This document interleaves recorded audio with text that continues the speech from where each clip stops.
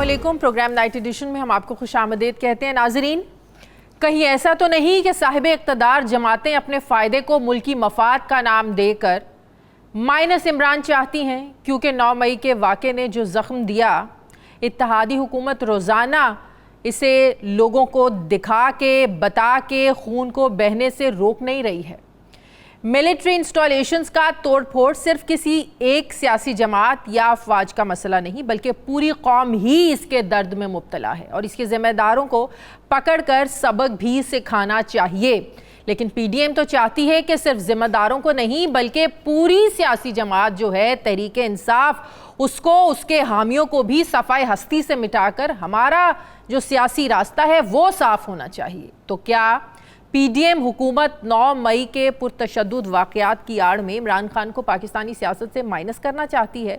यही सवाल कल इमरान खान ने भी उठाया कि मुझे माइनस करने में पाकिस्तान का फ़ायदा बता दें, मैं तैयार हूँ। क्या -1 करने से खाली होता कौमी ख़जाना डॉलर से भर जाएगा? क्या इमरान खान को माइनस करने से एक साल में जो 48% तक पहुँचने वाली महंगाई है, ये सिंगल डिजिट में वापस चली जाएगी? क्या -1 करने से पाकिस्तान IMF कर्ज मांगने की बजाय कर्ज देना शुरू कर देगा? क्या -1 करने से मुल्की सलामती को लाहक खतरात कम हो जाएंगे? क्या -1 करने से पाकिस्तान से करप्शन का खात्मा हो जाएगा? क्या इमरान खान को माइनस करने से अवाम का रियासती निज़ाम और जमहूरियत पर एतमाद बढ़ जाएगा? क्या -1 करने से इलेक्शन से डरने वाली सियासी जमातें इलेक्शन में बिला खौफ ख़तर उतर जाएंगी? क्या -1 करने से अदलिया की मजरूह होता जो वक़ार है, क्या ये बहाल हो जाएगा? क्या -1 करने से पाकिस्तान अक़वाम आलम में इंसानी हुकूक़ का चैम्पियन बन जाएगा? क्या -1 करने से लोगों को तालीम, सेहत की बुनियादी सहूलियात ये फ़ौरी मिलना शुरू हो जाएंगी? क्या -1 करने से आटे की लाइनों में अवाम के मरने का सिलसिला बंद हो जाएगा? नाजरीन, अगर ये सब नहीं हो सकता तो सवाल उठता है कि हुकूमत काम करने की बजाय अपना सारा फोकस माइनस इमरान पर क्यों लगाए बैठी है? 9 मई को जो हुआ इस पर हर पाकिस्तानी अफसुर्दा है, मगर 9 मई के बाद हुकूमत जिस तरीके से बुनियादी इंसानी हुकूक और चादर और चार दीवारी के कानून को पामाल कर रही है, क्या ये हुकूमत का सियासी रवैया दुरुस्त है? अदालत गिरफ्तार अफराद को रिहा करती है, पुलिस दोबारा पकड़कर जेलों में डाल रही है, क्या ये सियासी रवैया दुरुस्त है? सारे मामले की शफाफ तहकीकात कराए बगैर PTI को निशाने इबरत बनाना, क्या ये सियासी रवैया दुरुस्त है? हुकूमत आइन को खातिर में ला रही है, ना कानून को मानती है, जजिस के फैसलों को नहीं माना जा रहा, क्या ये सियासी रवैया दुरुस्त है? रियासत तो मां जैसी होती है, मगर आवाम से सुतेलों से भी बदतर सलूक हो रहा है, क्या ये सियासी रवैया दुरुस्त है? सवाल तो उठता है कि क्या हुकूमत वाकई मुल्की मसाइल को हल करना चाहती है या सिर्फ अपनी सियासत बचाना चाहती है? मुल्क की मकबूल तरीन सियासी जमात को इलेक्शन रिंग में उतरे बगैर नॉकआउट करके सियासी बहरान आखिर कैसे ख़त्म हो सकता है? हुकूमत क्यों मुज़ाकरात की बजाय महाजराई की सियासत कर रही है? नाजरीन, यहाँ ये बात भी काबिल गौर है कि पहले हुकूमत मुज़ाकरात चाहती थी, मगर इमरान खान नहीं माने। अब खान साहब मुज़ाकरात चाहते हैं, अब हुकूमत हाथ नहीं पकड़ा रही है। हुकूमत हर तरफ से PTI पर दबाव बढ़ा रही है। मौजूदा सियासी हालात में तहरीक इंसाफ कौमी असम्बली में वापस जाना चाहती है, लेकिन हुकूमत नहीं चाहती है। अब तो हुकूमत ने जजेस से मुतालिका ऑडियो लीक्स पर जस्टिस काजी फायज़ ईसा की सरबराही में 3 रुकनी जुडिशल कमीशन भी बना दिया है। क्या जुडिशल कमीशन बनाने से अदलिया का मजरूह होता वक़ार ये बहाल हो सकेगा या अदलिया पहले से ज़्यादा तनाव का शिकार हो जाएगी? चीफ जस्टिस ऑफ पाकिस्तान की राय लिए बगैर जुडिशल कमीशन बनाने से वफाकी हुकूमत कौन से मकासद हासिल करना चाहती है? कौन कौन सी ऑडियोज़ पर जुडिशल कमीशन तहकीकात करेगा? कि ऑडियोज़ रिकॉर्ड और उनको लीक करने वालों का भी सुराग लगाया जाएगा? ये चीज़ें तो TORs में शामिल ही नहीं हैं। क्या ये जजेस को दबाव में लाने का एक हरबा है? पार्लियामेंट और सुप्रीम कोर्ट के इस टकराव से दुनिया में क्या तासुर जाएगा? जिस अदलिया पर पूरी कौम का एतमाद होना चाहिए, उसी अदलिया के खिलाफ ऐसी मुहिम जोई, क्या ये मुनासिब रवैया है? दूसरी तरफ इसमें कोई शक नहीं कि PTI अपनी ही इनकलाबी सियासत की वजह से इस वक्त ज़ेर अताब है, मुश्किल वक्त से गुजर रही है। PTI के रहनुमा इमरान खान के जारहाना बयानी के साथ अब खड़ा होने के बजाय पार्टी को छोड़ते जा रहे हैं।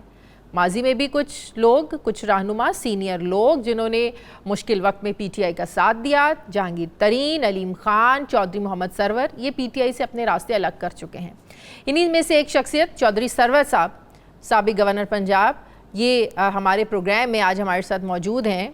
क्या उन्हें लगता है कि दुरुस्त वक्त में उन्होंने पीटीआई को छोड़कर दुरुस्त फैसला किया? अस्सलाम वालेकुम, बहुत बहुत शुक्रिया चौधरी साहब, आपने वक्त दिया। चौधरी साहब, तकरीबन 1 साल पहले आपने तहरीक इंसाफ छोड़ी।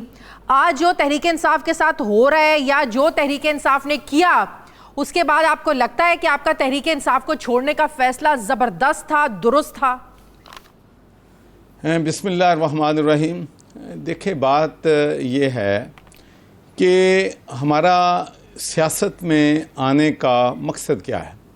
सियासत में आने का मकसद ये है कि पाकिस्तान जो है खुशहाल मुल्क बने, पाकिस्तान तरक्की करे, और पाकिस्तान में ख़ासकर जो हमारे गरीब लोगों के मसाइल हैं, जो महंगाई की वजह से पिस गए हैं, इंसाफ नाम की चीज़ नहीं है, तो उन मकासद के लिए मैं पाकिस्तान मुस्लिम लीग नून को छोड़ के तहरीक इंसाफ पे आया था। लेकिन बदकिस्मती से वो ख्वाहिशात जो थी, जो ख्वाब थे, वो पूरे नहीं हुए। और इसमें मैं ये समझता हूँ कि इसमें हमारी बैड गवर्नेंस का इशू था। एक टीम किसी भी हुकूमत की कामयाबी के लिए या किसी भी अदारे की कामयाबी के लिए एक अच्छी टीम की ज़रूरत है, तो वो टीम जो है वो मौजूद नहीं थी। तो जिसकी वजह से जो है मेरे अपने पार्टी के अंदर इख्तलाफात जो हैं शुरू हुए। और जो चीज़ें इस वक्त हो रही हैं शादिया, ये मैंने 2 साल पहले प्रेडिक्ट की थी। अच्छा। कि देखें, हम इंतकामी सियासत जो है इसको छोड़ें, हम मुल्क में अदल इंसाफ का निज़ाम लेके आएँ, गुड गवर्नेंस दें, रिश्वत जो आउट ऑफ कंट्रोल हो गई है उसको काबू करें, जो आवाम से वादे किए थे। तो इसका मतलब तहरीक इंसाफ जो कुछ, तो जब आपका पूरा वक्त जो है इस बात पे चला जाए कि जो कुछ नून लीग और पीपल्स पार्टी के साथ हो रहा था वो इंतकामी कार्रवाइयां थी, इसीलिए आप मना करते थे कि आप इंतकामी सियासत को छोड़ें। इमरान खान इंतकामी सियासत पर उतरे हुए थे।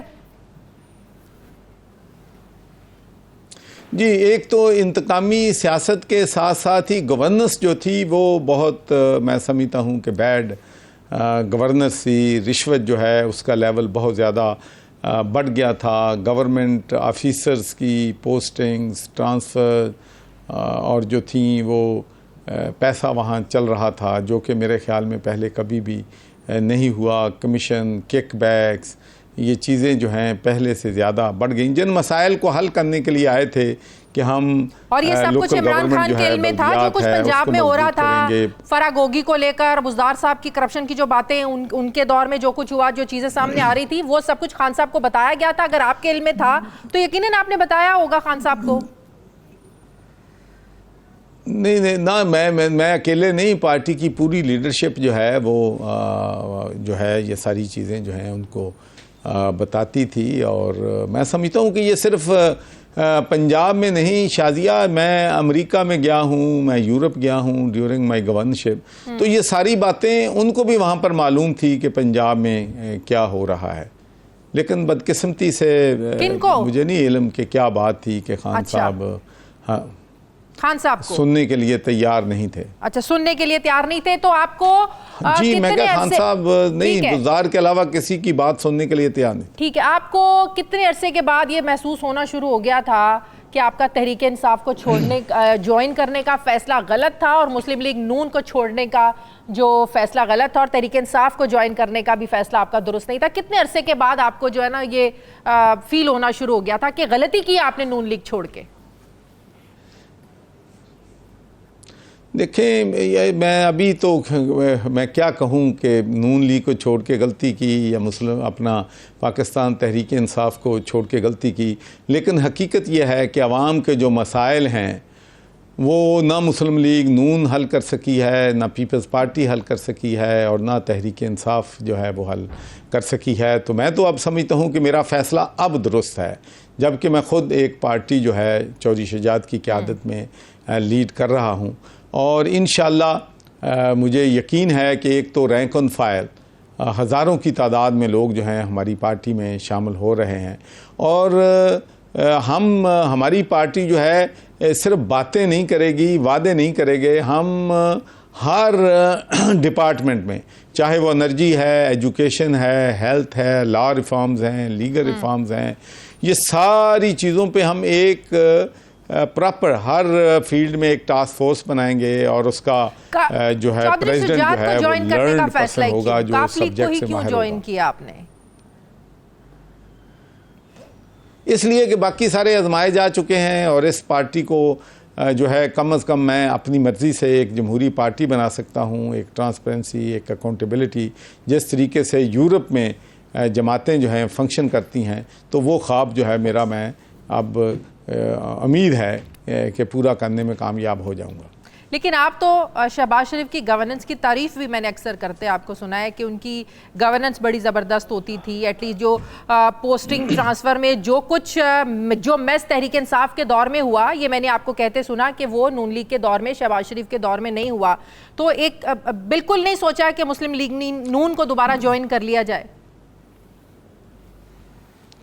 देखिए, बात यह है कि इसमें कोई शक नहीं कि शहबाज शरीफ की जो गवर्नेंस थी वो मैंने ये नहीं कभी भी कहा कि बहुत एक्सीलेंट थी, लेकिन ये मैं हमेशा कहता हूँ कि वो बुज़दार से बहुत ज़्यादा बेहतर थी। वो जो डिस्ट्रिक्ट्स हैं उनमें जो अपॉइंटमेंट्स करते थे वो मेरिट पे होती थी। अगर कोई शख्स जो है कोई रिश्वत में मुलव्वस था तो उसको फ़ौरन जो है वो तब्दील कर दिया जाता था।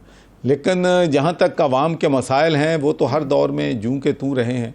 आज जिस हालात में पाकिस्तान जिन हालात से गुज़र रहा है, ये कोई ना तो 1 साल की पीडीएम की हुकूमत की कसूर है, ना ये सिर्फ 3.5 साल की जो है बैड गवर्नेंस इमरान खान की है। ये तो पिछले 30-40 साल से जो हम बोते आ रहे हैं वो अब हम काट रहे हैं। देखें, आप तो हाउस होल्ड में औरतों से ज़्यादा किसको पता है कि अगर आपके घर की इनकम जो है वो 1 लाख रुपया महीना है और आप 10 लाख रुपया खर्च करेंगी तो कितनी वक्त तक आप लोगों से उधार लेंगे, आप बैंकों से उधार लेंगे।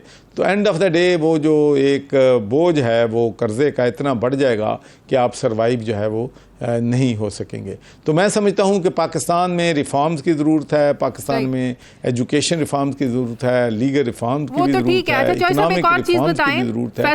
जिस मुल्क में 1.5 ट्रिलियन जो है सिर्फ, बिल्कुल आप सही कह रहे हैं। कुछ तरह तहरीक इंसाफ की ज़रा चीज़ों को मैं आपसे वो डिस्कस करना चाहती हूँ। फैसल वाडा साहब ने जब से पार्टी छोड़ी वो ये हमेशा एक ही बात करते हैं कि कुछ सांप हैं, 3 सांप हैं पार्टी में जो बड़ा पार्टी को नुकसान पहुँचा रहे हैं।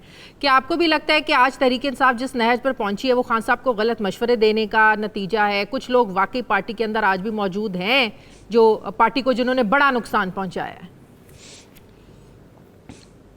शाहज़ाद, मैंने पूरी दुनिया की जो है सिस्टम जो हैं देखे हैं। पूरी दुनिया में चाहे जो है डिक्टेटरशिप है या जमहूरी निज़ाम है, वहाँ पर हर लीडर जो है वो 1 दर्जन या 7-8 लोगों की उनकी जो है किचन कैबिनेट, हम बरतानिया में उसको बोलते हैं, वो होती है। वो 8-10 लोग जो हैं वो साउंड मुशावरत के बाद अहम फैसले जो हैं वो करते हैं। बदकिस्मती से मैं जो समझता हूँ कि तहरीक इंसाफ की सबसे बड़ी जो है इमरान खान की नाकामी जो है उसकी बड़ी वजह ये थी कि उनके पास किचन कैबिनेट, एक तो वो तब्दील होती रहती थी, दूसरा जो किचन कैबिनेट थी वो बिल्कुल तजर्बाकार लोग नहीं थे, वो साउंड एडवाइस नहीं दे सकते थे। वो टीम जो थी वो मैं समझता हूँ कि ऐसी टीम थी जो सिर्फ खुशामद और हाँ में हाँ मिलाने वाली टीम थी, जिसकी वजह से पार्टी को भी नुकसान हुआ, जिसकी वजह से हमारे मुल्क को भी नुकसान हुआ, हमारे पाकिस्तान के अवाम को भी नुकसान हुआ। और जिन पार्टियों को सियासत जिनसे छीनने के लिए या जो सिस्टम तब्दील करने के लिए लोग खान साहब के साथ शामिल हुए थे, उनको बड़ी मायूसी हुई। क्या कुछ और लोग भी सीनियर लोग हैं जो पार्टी छोड़ने वाले हैं? आपसे कुछ लोग राब्ते में हैं चौधरी साहब? देखें शादिया, मैं तो पार्टियों की तोड़ फोड़ पे कभी भी बिलीव नहीं करता, ना मैं लोगों को लॉबी करता हूँ। मैं तो समझता हूँ कि हमारी पार्टी के दरवाजे जो हैं अच्छे लोगों के लिए जो करप्शन में इन्वॉल्व नहीं हैं उनके लिए खुले हैं। और हमारी तो अगली जो कैंपेन है वो कैंपेन ही ये है कि आपका कैंडिडेट जो है, चाहे वो मुस्लिम लीग नून से है, चाहे वो हमारी पार्टी से है, पीपल्स पार्टी से है, तहरीक इंसाफ से है, तो आवाम को पहले उसको जांचना चाहिए कि क्या वो सियासत तजारत के लिए कर रहा है या वो सियासत को इबादत समझता है? क्या उसने जो फंड्स उनको एलोकेट हुए थे डेवलपमेंट के, क्या पैसा उसने अपने और अपने रिश्तेदारों की जेबों में डाला है? क्या जब मुलाजमतें आई थी उन्होंने बेची हैं या उन्होंने गरीब और मुस्तक और मेरिट पे लोगों को दी हैं? तो इस को बुनियाद बना के लोगों का अपना वोट जो है कास्ट करना चाहिए। जब तक नेशनल असेंबली में वो लोग आएंगे लोगों को कैसे पता चलेगा कि किसने सियासत को इबादत नहीं समझा, तिजारत समझा, किसने फंड्स अपनी जेब में डाले? लोगों को कैसे पता चलेगा? लोगों के सामने नाम आएंगे तो लोग वोट देंगे ना। तो क्या तहरीक इंसाफ में ऐसे लोग थे जिन्होंने सियासत को इबादत नहीं तिजारत समझा, जिन्होंने फंड्स को, तरक्याती फंड को लोगों के लिए इस्तेमाल किया, अपनी जेबें भरी? शाजिया, मैं आपको बिल्कुल यकीन के साथ कहता हूं कि हमारे जो पार्टी के वर्कर्स थे पाकिस्तान तहरीक इंसाफ के, उन सब के इल्म में था।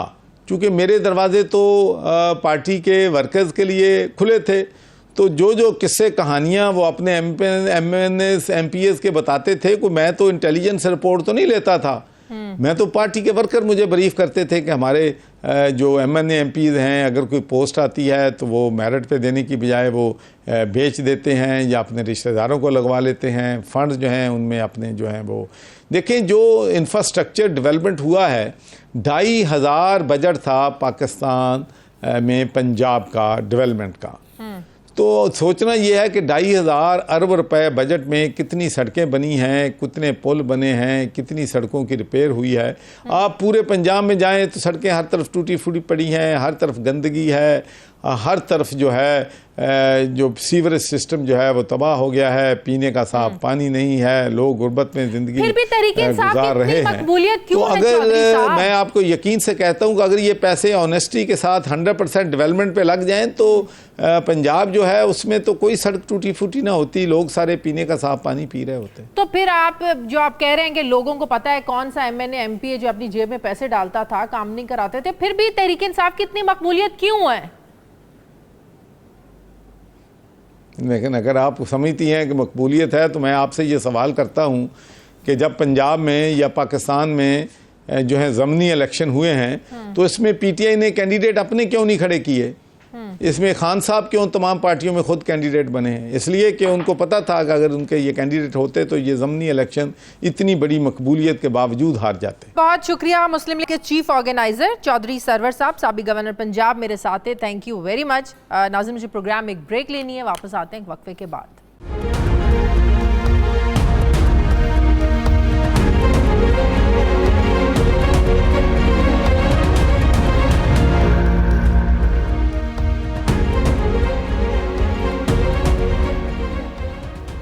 ब्रेक के बाद एक बार फिर से आपको खुशामदीद कहते हैं। पाकिस्तान पीपल्स पार्टी के रहनुमा साबिक गवर्नर पंजाब लतीफ़ खोसा साहब मुझे ज्वाइन करें। अस्सलाम वालेकुम, बहुत बहुत शुक्रिया खोसा साहब।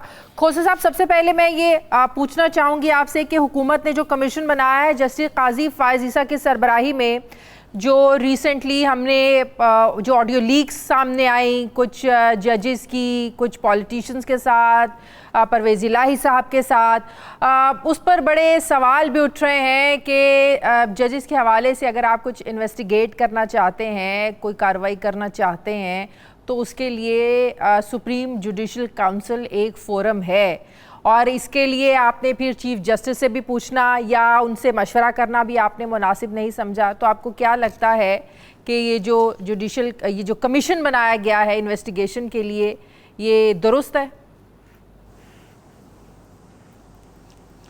देखें, मेरे ख्याल में इसमें तो बहुत सारे सवालात उठते हैं। देखें, जहाँ तक ताल्लुक है वीडियो लीक्स का या आपकी जो है फोन टैपिंग का या इस तरह से प्रीविसी ऑडियो को या प्रीविसी को इस तरीके से ब्रीच करने का, देखें अमेरिका का जहां तक ताल्लुक है, अमेरिका में तो आपको पता है Nixon had to go, he was impeached on this account और उसको जो है प्रोसिक्यूशन से बचाया था उसके दूसरे इनकम्बेंट ने और उसको फारिग कर दिया था। इतना बड़ा जुर्म समझा जाता है अमेरिका में ये जो है इस तरीके से आप किसी की जो है प्राइवेसी में दखल अंदाजी करके आप अगर उनकी टेपिंग करते हैं और उनकी सीक्रेसी और प्राइवेसी को वायलेट करते हैं तो it is the most heinous crimes in civilised societies.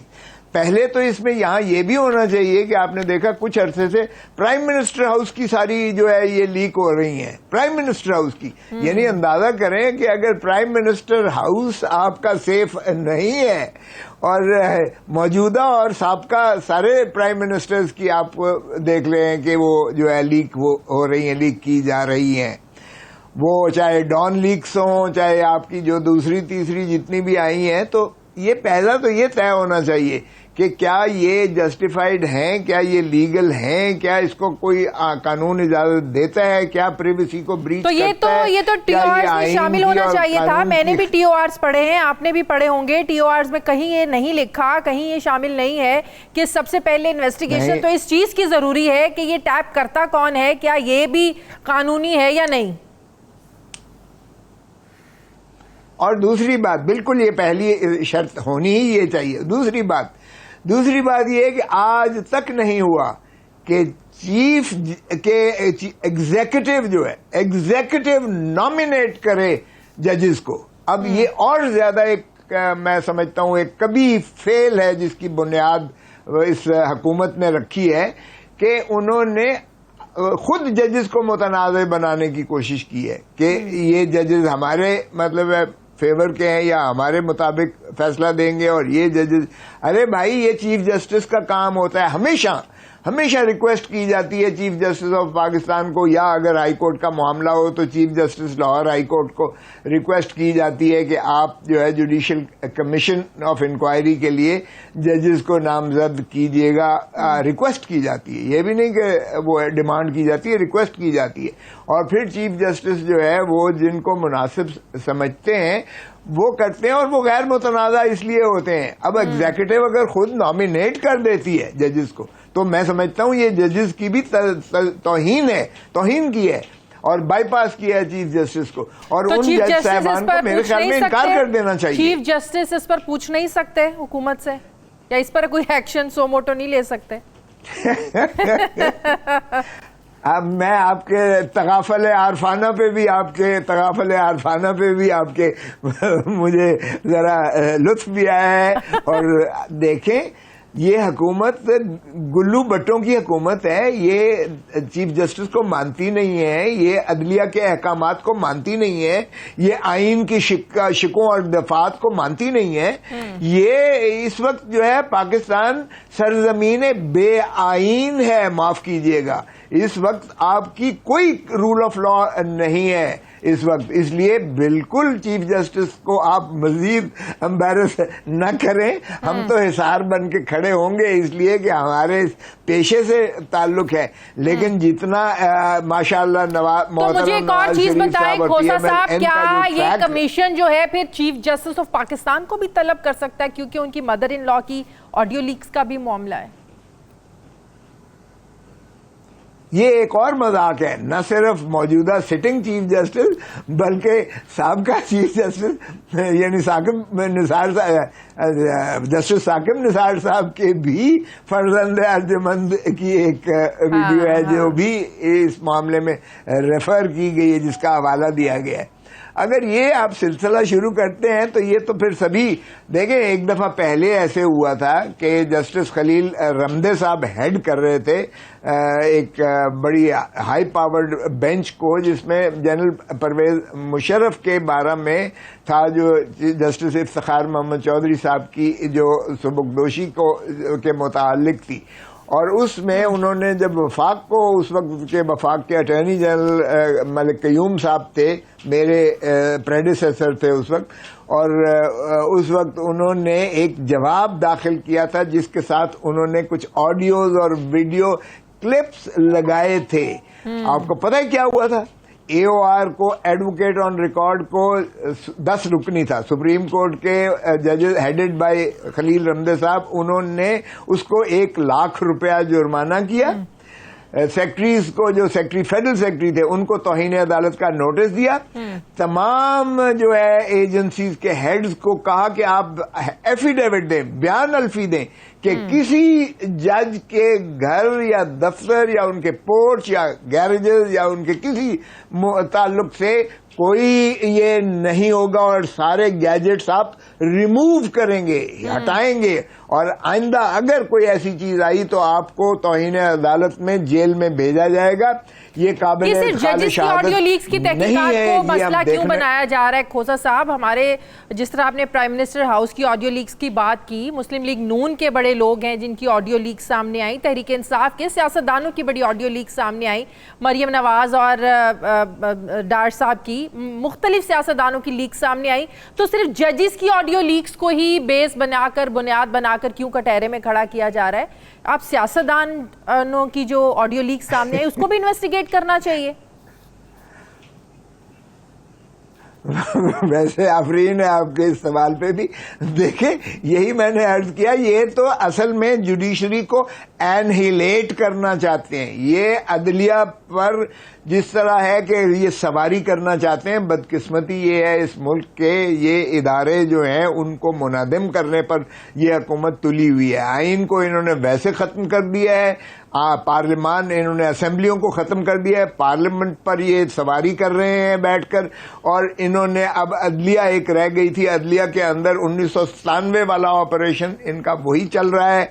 1997 में भी इन्होंने चीफ जस्टिस सजाद अली शाह को अपने ही जजेस के हाथों से माजूल करवाया था, और अब भी ये उसी तरफ गामजन है। सिर्फ फर्क प्लेयर्स का है, लेकिन जो आर्किटेक्ट है जो वही है मुस्लिम लीग नून थी। उस वक्त इन्होंने अदालत पर हमला करवाया था, इन्होंने उनको भगाया था, वो अंदर जाके चिटखनियां उन्होंने जान के अपनी जान बचाई थी। वुकला की इस बारे में क्या राय है? बहुत से वुकला इसके खिलाफ हैं कि इस तरह आप जजेस को कैसे कटहरे में ला सकते हैं और हुकूमत कैसे अपनी मर्जी के जजेस लगा सकती है कमीशन बना के। वुकला की भी तो इसमें राय तकसीम है। नहीं, कोई तकसीम नहीं है। हम तो तहरीक चलाएंगे और बड़ी शिद्दत से, शद्दमत से हम अदलिया के साथ खड़े हुए हैं। देखिए, अदलिया की तहरीक जब काजी फाइज ईसा साहब के खिलाफ की गई थी तो हमने सारे पाकिस्तान में बार काउंसिल्स में हमने जो है बाकायदा सेमिनार्स करवाए थे और हमने करारदादें मंजूर की थी। हमने उस वक्त काजी फाइज ईसा साहब को भी हमने प्रोटेक्ट किया था। और ये अगरचे अब इस वक्त काजी फाइज ईसा साहब को इन्होंने बनाया है और ये गलत फहमी है। मैं आपको बताऊं, ये गलत फहमी है कि काजी फाइज ईसा साहब इनके हक में करेंगे। काजी फाइज ईसा या यही बेंच भी अगर रही, मैं आपको यकीन दिलाता हूं कि ये सुप्रीम कोर्ट के जजेस हैं, ये कोई मजाक नहीं है, और 2 चीफ जस्टिस हैं, एक इस्लामाबाद हाई कोर्ट का और एक बलूचिस्तान के हाई कोर्ट का। अगर ये रहे और इन्होंने अपने आप को रिक्यूज न किया, अव्वल तो मैं समझता हूं कि ये इनकार कर देंगे कि भाई ऐसे नहीं हो सकता है कि चीफ जस्टिस को आप बाईपास करके इस तरह से साबका जजेस के आप खिलाफ जो है इंक्वायरियां शुरू कर रहे हैं। अगर आपने अब आते हैं जरा दूसरे मुद्दे की तरफ, सुप्रीम जुडिशियल काउंसिल में खोसा साहब, ये जो पीटीआई के लोगों को पकड़ा हुआ है, रिहाई के हुक्म के बावजूद दोबारा गिरफ्तार कर लिया जाता है, क्या किसी कानून में, आइन में ये लिखा है कि अदालत अगर किसी की रिहाई का ऑर्डर देती है, किसी को जमानत देती है, तो जमानत अभी मिलती है, बंदा बाहर आता है, दोबारा उसको पकड़ लिया जाता है? ये किस कानून के तहत, किस आइन के तहत ये दोबारा गिरफ्तारियां हो रही हैं? ये बिल्कुल कोई कानून नहीं है, ये तज़हीक है अदालत आलिया की और अदालत उज़्मा की। ये तुली हुई है ये हुकूमत जो है पीडीएम की हुकूमत, कि इन्होंने अदलिया को मिसमार करना है। इन्होंने बिल्कुल एक तय कर लिया है। इन्होंने 9 मई की आड़ में इन्होंने तहस नहस फेर दी है सारे मुल्क के। हैरानगी की बात यह है कि उन वाकयात की कवरेज के लिए जो जर्नलिस्ट गए थे तो जियो फेंसिंग के जरिए सारा पता लगा के, सारे इन्वेस्टिगेट करके उन सहाफियों को भी उठा लिया है। अब उन सहाफियों का क्या कसूर है जो कैमरे की आंख से, अगर सहाफी वहां ना जाते, ये चीजें ना होती, तो ये फिर सामने भी कुछ नहीं आता ना। तो उन सहाफियों की भी उठा लिए जो वहां कवरेज कर रहे थे। देखें, ये इंतहाई शदीद किस्म की, मैं भी इसकी मजम्मत करता हूं और ये बहुत अफसोसनाक है। ह्यूमन राइट्स वॉच ने, आज भी आपने देखा होगा सारे सुर्खियां हैं सारे अखबारों की, ह्यूमन राइट्स वॉच ने भी इसको बहुत शिद्दत से कंडेम किया है। उन्होंने 4000 के फिगर दिया है, हालांकि 7500 जो है लोग पाबा सलासल किए गए हैं। और फिर देखें, जब उनको छोड़ते हैं तो उनसे ऐसे हल्फनामे लिखवाते हैं जो आज तक शाह महमूद कुरैशी साहब ने लिखने से इनकार किया है, और इसलिए उनको वो मुखलसी नहीं मिल रही है, क्योंकि उन्होंने कहा है मैं कोई ऐसी चीज नहीं लिख के दूंगा जो मेरे आईनी हकूक के को सल्व करने के मुतसादिम हो। लेकिन यहाँ तो बादशाह है आइन, तो जिस तरह से ज़ियाउल हक कहता था ये चंद कागज के पुर्जे और जूते के नोक पे लिखता था, इन्होंने तो वो भी गवारा नहीं किया है। ये तो सिविलियन फैसिस्ट डिक्टेटरशिप से भी बदतर चल रही है बदकिस्मती से। क्या सियासतदानों को सपोर्ट करना चाहिए आर्मी एक्ट के तहत मुकदमात? मैं तो इसके शदीद मुखालिफ हूं। देखें, एक तो आईन के तहत हो नहीं सकता है। आपको याद होगा मोहतरम नवाज शरीफ साहब को बड़ा शौक था ये, और उन्होंने जो है एक यही कानून करके तो उन्होंने मिलिट्री कोर्ट्स कॉन्स्टिट्यूट की थी, और आपको याद होगा लियाकत वाले केस में सुप्रीम कोर्ट ने उसको कहा कि ये आइन के मुतसादिम है, क्योंकि ये इंडिपेंडेंस ऑफ जुडिशरी आर्टिकल 175 में नहीं आता, क्योंकि मिलिट्री कोर्ट्स ये हाई कोर्ट और सुप्रीम कोर्ट की सुपरवाइजरी जूरिसडिक्शन में नहीं आते, उससे मावरा है, और इसलिए ये हमारे जुडिशियल सिस्टम के जिद में है। इंडिपेंडेंस ऑफ जुडिशरी जो ट्राइकोटोमी ऑफ पावर है, ये आइन की रूह के ही खिलाफ है, आइन की रूह को मजरूह करता है। सो इसलिए जब दूसरी दफा एपीएस हुआ था, आपको याद होगा, तो एपीएस में तो चूंकि एक जज्बाती सारी कौम आ गई कि जी स्कूल के बच्चों पर इस तरह मारने वालों पर कोई रियायत नहीं होनी चाहिए, तो उसमें भी आपको 21वीं तरमीम करनी पड़ी थी आइन में। आइन में तरमीम किए बिना सियासतदानों ने आंसू बहाए थे, एक्सटेंड करने सियासतदानों ने फिर भी आंसू बहाए थे खड़े होके पार्लियामेंट में। हाँ जी, ये रजा रब्बानी साहब आप भी करें ना जरा, आप भी तो करें ना कि इसके जो कि ये अब तो आईनी तरमीम नहीं हो रही, तो आप वैसे कंडेम करें कि जी कैसे ये कर सकते हैं, मिलिट्री कोर्ट्स बना सकते हैं। और पहले तो आईनी तरमीम की, जिसकी मैंने मुखालफत तो खैर ना की क्योंकि पार्टी का हुक्म था, लेकिन मैंने टसवे जरूर बहाए थे। कम से कम इतना ही कह दें, अशक्शोई तो कर दें ना कौम की और मुल्क की। देखें, इस तरह से कानून आप जज्बाती और लाउबालेपन में किसी एक सानहे के लिए आप नहीं कर सकते। सही है, बहुत शुक्रिया लतीफ खोसा साहब, साबिक गवर्नर पंजाब आते। Thank you. मुझे ब्रेक लेनी है नाज़रीन, वापस आते हैं वक्फे के बाद।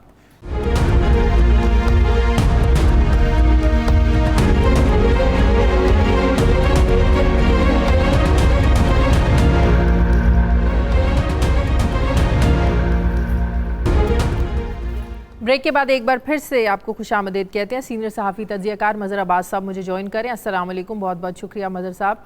मज़हर साहब, इस सारी सूरत हाल को आप किस तरफ जाता हुआ देख रहे हैं? इमरान खान को माइनस करने की बातें हो रही हैं, पीटीआई पर पाबंदी लगाने की बातें हो रही हैं। क्या सियासी जमातों पर पाबंदियाँ लगाना ही मसले का हल हुआ करती हैं? मुझे नहीं लगता कि पीटीआई पर पाबंदी लगने जा रही है। पाबंदी लगाने का जो अमल है वो बहुत इतना आसान नहीं है। अगर हम लीगली देखें तो किसी जमात को जब अगर आपने किसी पर पाबंदी लगानी है तो फिर आपको पूरा केस बनाना पड़ेगा, और वो केस एक रेफरेंस की सूरत में फिर आपको सुप्रीम कोर्ट में भेजना होगा, और सुप्रीम कोर्ट अगर उसे इंडोर्स करती है, या फिर जिस तरह हमने नेशनल अवामी पार्टी जो भुट्टो साहब के दौर में जिस पर पाबंदी लगाई गई, उसमें फिर आपने स्पेशल ट्राइब्यूनल बनाया, उन ट्राइब्यूनल ने उनको ट्रायल किया। तो इस तरह के इक़दामात की 2023 में गुंजाइश होती नहीं है। आजकल जिस फॉर्मूले को हम देखते हैं, जो हमने 2016 में देखा, -1 कह लें, या एक सर्कल को पर पाबंदी लगाने की, जिस तरह MQM लंदन के हवाले से हम देखते हैं कि उनको सरकारी तौर पे तो उन पर पाबंदी नहीं है, तो उनको कलअदम जमात भी करार नहीं दिया गया, लेकिन उनको किसी किस्म की सियासी सरगर्मियों की इजाज़त नहीं है। मुझे लगता ये है, और वो भी मुझे तहरीक इंसाफ के केस में वो नहीं होता नज़र आ रहा, लेकिन ये कोशिश ज़रूर हो रही है, जो कि नॉर्मली हमारे यहाँ पाकिस्तान की सियासत में हमने देखा है, और ये बहुत मनफी पहलू है इसका, कि किसी तरीके से पार्टी को तोड़ दिया जाए, किसी तरीके से पार्टी को का एक नया ग्रुप बना लिया जाए, उसकी फिर सपोर्ट की जाए।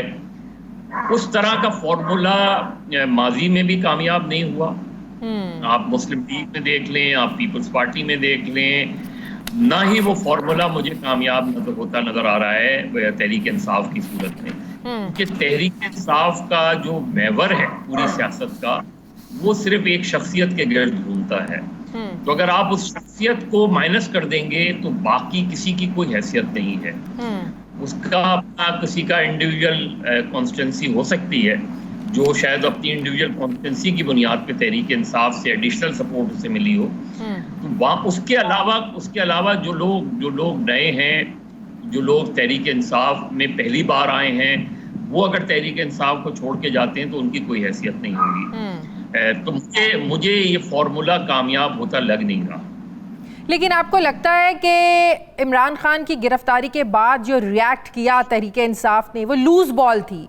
पीडीएम, जिसको आप भी समझते थे, हम भी यही समझते थे कि ये इलेक्शंस की तरफ इसलिए नहीं जा रहे हैं क्योंकि इन्हें लगता है कि इमरान खान का मुकाबला नहीं कर पाएंगे, इमरान खान की मकबूलियत, इमरान खान के जो जलसे हम देखते थे या आवाम का जो रुझान हम देखते थे, तो हमें तो यही लगता था कि शायद पीडीएम इसलिए घबरा रही है। लेकिन अब 9 मई की आड़ में जो तहरीक इंसाफ के साथ हो रहा है, आप नहीं समझते तहरीक इंसाफ खुद इसकी जिम्मेदार है?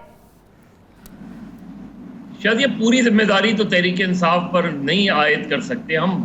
जो 2022 की मार्च 2022 में सिलसिला शुरू हुआ अदम एतमाद की तहरीक के बाद, मेरा ख्याल है तहरीक इंसाफ ने उस अदम एतमाद की तहरीक के रद्द अमल में जो कुछ किया, वो मेरा ख्याल है इमरान खान ने विकेट को मिसरेड किया। इमरान खान ये समझ रहे थे कि टर्की की तरह या मिस्र की तरह लाखों की तादाद में लोग निकल आएंगे, वैसा हुआ नहीं। ये ज़रूर है कि उसके ये माने नहीं है कि इमरान खान का वोट बैंक नहीं है, लेकिन वोट बैंक होना और प्रैक्टिकली किसी तहरीक का हिस्सा बनना, दोनों में फ़र्क रहा है हमेशा। जो एक्टिविस्ट हैं, एक्टिविस्ट में और एक पॉलिटिकल वर्कर्स में भी फ़र्क रहता है।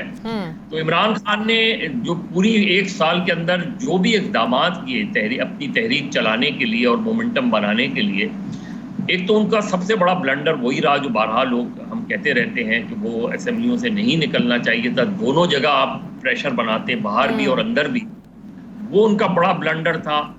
फिर तहरीक में एक मोमेंटम बनता है, एक मोमेंटम बनाया जाता है और उसके बाद एक एक्सट्रीम पोजीशन ली जाती है। इमरान खान ने एक्सट्रीम पोजीशन पहले ले ली और उसके बाद वो स्ट्रैटेजी बनाते रहे। यानी आप लॉन्ग मार्च उस वक्त करते हैं जब आप पूरे मुल्क में एक जान सी कैफियत बना देते हैं और मुल्क के चारों सूबों में आपके लोग जो है मुतहर्रिक हो जाते हैं। उसके बाद आप इस इक़दाम की तरफ जाते हैं। वो उस इक़दाम को उन्होंने पहले किया, फिर रिट्रीट किया, फिर खुद रियलाइज किया कि लोग हम सही नहीं कर सके। असेंबलीज को डिसॉल्व करना भी गलती थी, जो परवेज इलाही समझाते रहे कि ना करें। वो तो शादिया सबसे बड़ा ब्लंडर था।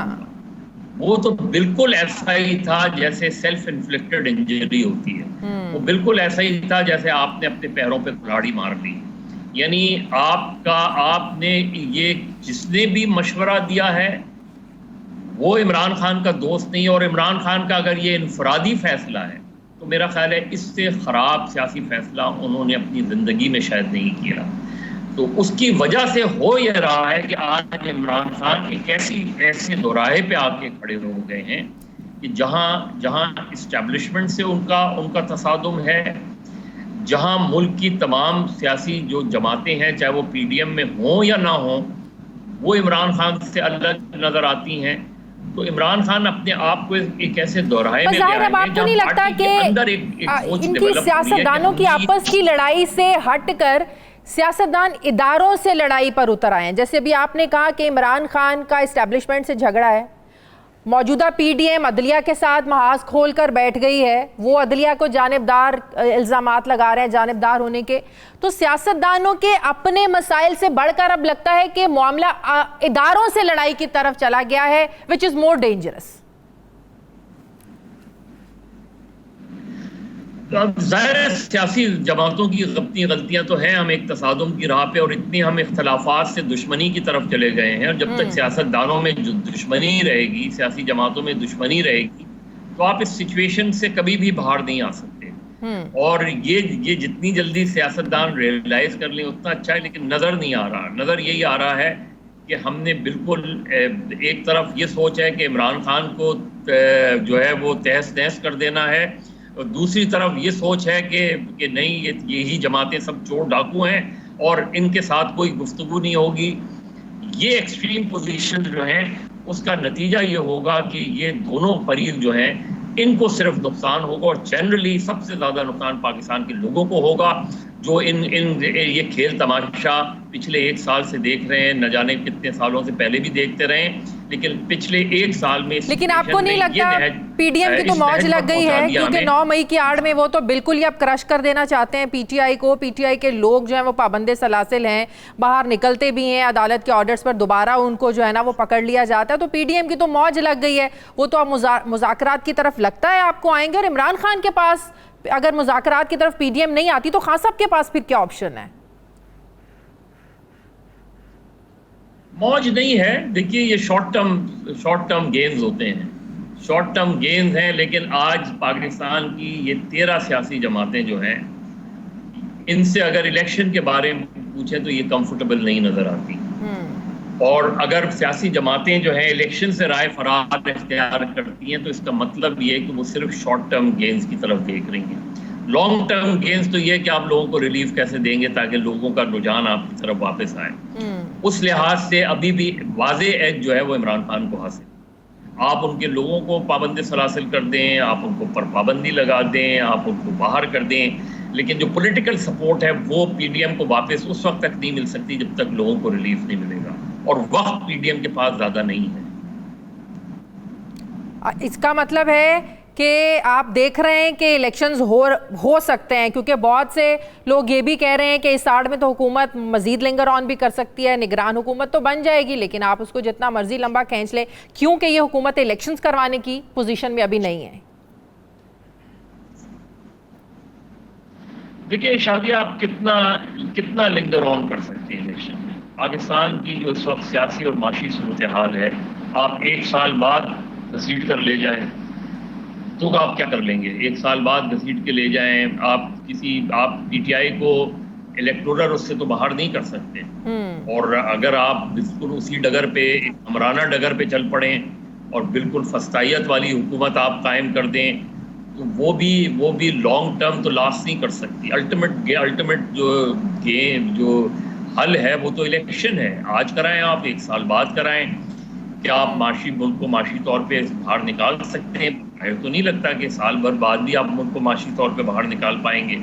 तो अगर ये नहीं कर पाए, लोगों को रिलीफ नहीं दे पाए, तो आप जितना डिले करेंगे आपकी पॉलिटिकल सपोर्ट उतनी ही कम से कमतर कम होती जाएगी।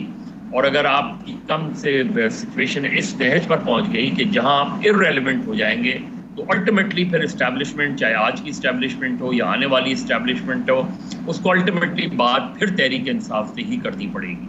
लेकिन तहरीक इंसाफ के लोग जिस तरीके से छोड़ के जा रहे हैं, माना कि बड़ा नाम अभी तक तो कोई छोड़ के नहीं गया है, लेकिन इससे तहरीक इंसाफ को कोई फर्क पड़ेगा? नहीं, कोई फर्क नहीं पड़ता। माजी से सबक सीखना चाहिए। मुस्लिम लीग को अपना माजी देखना चाहिए, पीपल्स पार्टी को अपना माजी देखना चाहिए, और दीगर जेयूआई को अपना माजी देखना चाहिए, और ख़ुद सेल्फ असेसमेंट करनी चाहिए कि क्या उनकी जमातों को तोड़ के उनकी जमात ख़त्म हो गई। हाँ। अगर उनकी जमातों को तोड़ के उनकी जमात नहीं ख़त्म हुई तो तहरीक इंसाफ कैसे ख़त्म होगी? बिल्कुल ठीक। बहुत बहुत शुक्रिया सीनियर सहाफ़ी तज्ज़िया अगर अब्बास मेरे साथ थे। बहुत शुक्रिया। नाज़रीन, हमारे प्रोग्राम का वक्त ख़त्म हो गया। फीडबैक ज़रूर दें, अपना ख्याल रखें, मुझे इजाज़त दें। अल्लाह हाफ़िज़।